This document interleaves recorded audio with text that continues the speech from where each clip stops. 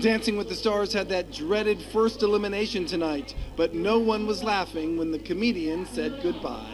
Chris and Whitney.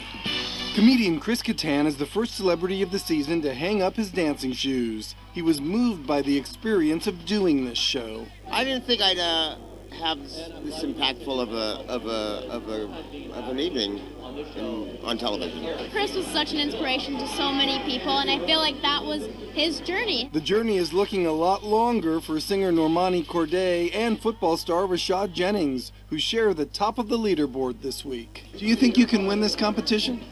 I mean, I pray, yeah. I'm having fun, though. That's the most important. And I just want to grow. This is something new.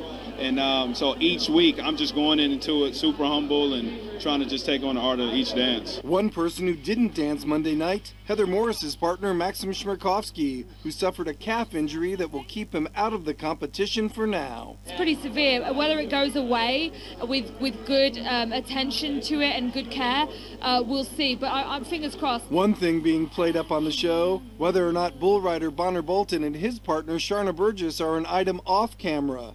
Sharna? Who knows what you'll see along the way, but let's just talk about dance for now. For now, Sharna.